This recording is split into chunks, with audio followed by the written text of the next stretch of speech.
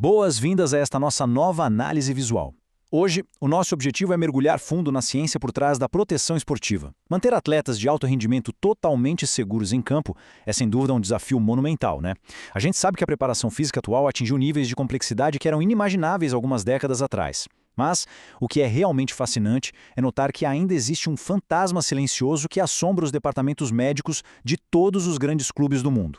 Hoje, nós vamos investigar os detalhes de um estudo super recente e revelador. Vamos entender a mecânica exata de como o corpo humano perde o equilíbrio e como um ajuste absurdamente simples no treinamento pode ser a linha tênue entre uma temporada brilhante e uma lesão devastadora. Para começar, imaginem só a cena. Um jogador de elite dando um pique em velocidade máxima pelo gramado. Não tem absolutamente nenhum adversário por perto, nenhum contato físico rolando. E aí, do nada, o atleta desaba no chão, segurando o joelho ou o tornozelo com muita dor. Essa é a realidade aterrorizante das chamadas lesões sem contato. Elas parecem que surgem do nada, mas a ciência moderna nos mostra que, na verdade, o corpo já estava piscando luzes de alerta muito antes da estrutura física ceder de vez. O grande mistério não está no impacto da batida, mas sim na mecânica oculta do nosso movimento quando estamos sob altíssima pressão.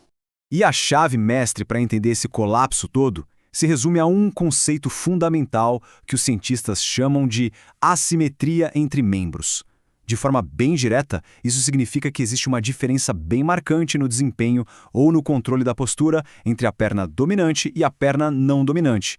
A ciência esportiva já provou que, quando essa diferença ultrapassa a marca de 10 a 15%, o desempenho atlético simplesmente despenca. A perna mais fraca não dá conta de acompanhar as exigências brutais de força e estabilidade.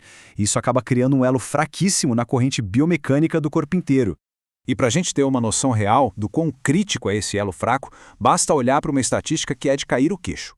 Quando a diferença de alcance anterior entre as duas pernas é de apenas um pouco mais de 4 centímetros durante um teste de equilíbrio, a probabilidade desse atleta sofrer uma lesão grave, tipo aquela temida ruptura do ligamento cruzado anterior, é 2,5 vezes maior.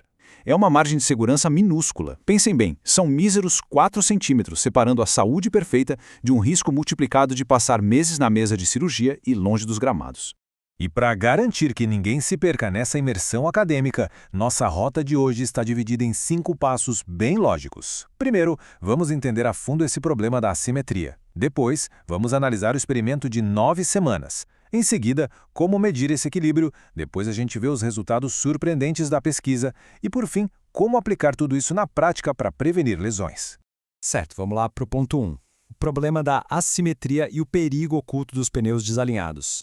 Uma analogia perfeita para a gente visualizar isso é pensar em um carro esportivo de corrida. Se a gente pegar esse carro e acelerar a 300 km por hora em uma pista, mas com a pressão dos pneus totalmente desigual, a tragédia é só uma questão de tempo, concorda? Aquele atrito extra de um dos lados vai devorar a borracha rapidinho, forçando a suspensão até que, inevitavelmente, o pneu estoure sob pressão.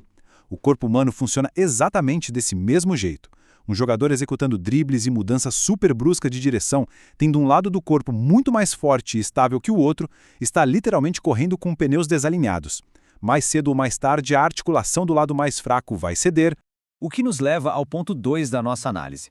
O experimento de 9 semanas que resolveu colocar essa mecânica à prova. Um estudo fantástico publicado recentemente criou um experimento cirúrgico para testar tudo isso no mundo real. Os cientistas compararam 2 abordagens de treino. De um lado, tivemos o treinamento de equilíbrio unilateral de modo único, que era focado puramente no equilíbrio, usando coisas como pranchas instáveis e almofadas de espuma. Do outro lado, tivemos o treinamento combinado, que pegava essa base de equilíbrio e misturava com pliometria, ou seja, exercícios de potência explosiva tipo saltos super rápidos sobre obstáculos. E cá entre nós, a expectativa mais do que lógica de qualquer profissional da área era de que adicionar a força explosiva aos treinos de equilíbrio iria criar a armadura perfeita contra lesões, certo? Parecia evolução natural. A estrutura dessa pesquisa foi de altíssimo padrão. Estamos falando de 60 jovens do sexo masculino, todos do futebol de base de elite. Eles passaram por uma intervenção de 9 semanas, bem no meio da temporada competitiva. Foram só 2 sessõezinhas por semana, de 30 minutos cada, encaixadas direitinho na rotina intensa dos clubes. Tudo focado na perna não dominante dos atletas. E um detalhe fenomenal sobre esse estudo foi o comprometimento da galera. Eles registraram uma taxa de presença entre 99% e 100%. Isso dá aos resultados uma credibilidade impressionante. Passando para o passo 3. Como a gente realmente mede o equilíbrio e os músculos através da ciência da estabilidade.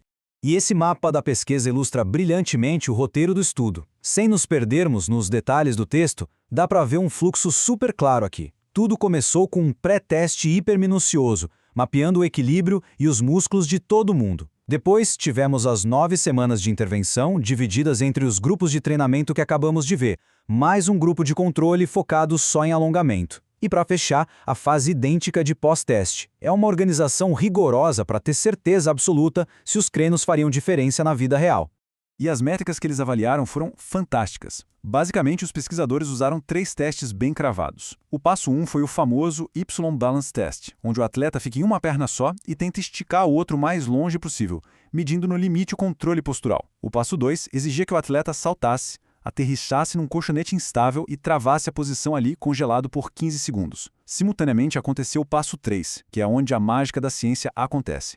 Usando os sensores grudados na panturrilha e na canela, eles monitoravam os impulsos elétricos exatos que ativavam a musculatura na hora do pouso. Eles queriam ver não só se o atleta ficava em pé, mas como toda aquela fiação elétrica interna trabalhava para evitar a queda. E agora chegamos ao ponto 4. Preparem-se, porque os resultados surpreendentes trazem uma baita de uma reviravolta. Lembra que a gente achou que o treino combinado, mais explosivo e complexo, ia ser muito melhor? Pois é, os dados mostraram exatamente o contrário. A conclusão final não deixa margem para dúvidas.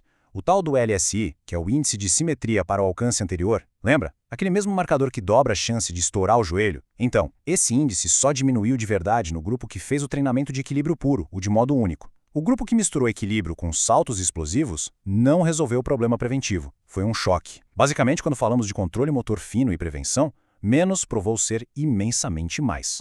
O que é realmente interessante de observar neste gráfico é como a resposta visual mata a charada na hora. Olha a primeira barrinha preta à esquerda do grupo de equilíbrio puro. A queda do pré-teste para o pós-teste é brutal. A assimetria despencou. O problema foi corrigido. Agora, olhem as outras 2 duplas de barras, do grupo combinado e do grupo controle. Elas praticamente não saíram do lugar. O treino super explosivo acabou, literalmente, diluindo o efeito vital de correção mecânica.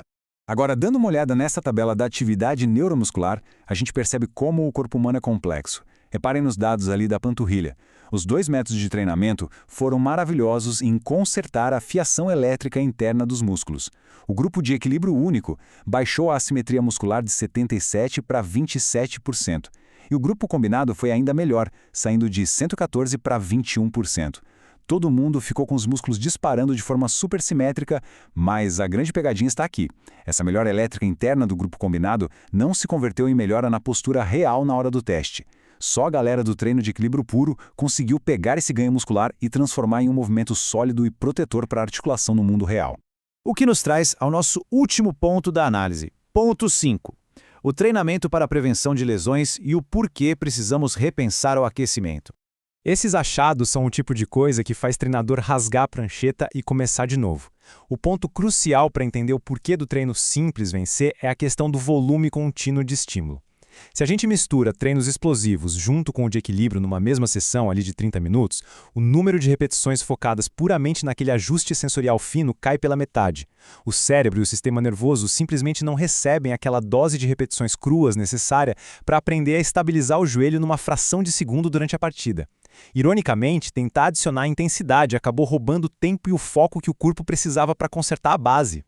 Então fica essa enorme reflexão final para a gente. O mundo dos esportes de alto nível quase sempre é seduzido pela ideia de que inovações extremas e treinos super complexos vão gerar atletas indestrutíveis. Mas a ciência, através de dados limpos como esses, mostrou que quando a missão é fechar essas perigosas falhas de assimetria para salvar um atleta de romper um ligamento, o básico e bem feito massacra as invenções mirabolantes.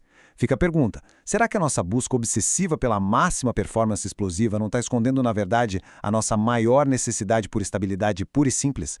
Essa é uma mudança de mentalidade que, com toda certeza, vai definir quem fica em pé, seguro no gramado, jogando o fino da bola nas próximas temporadas. E agora, a gente entende muito bem o porquê.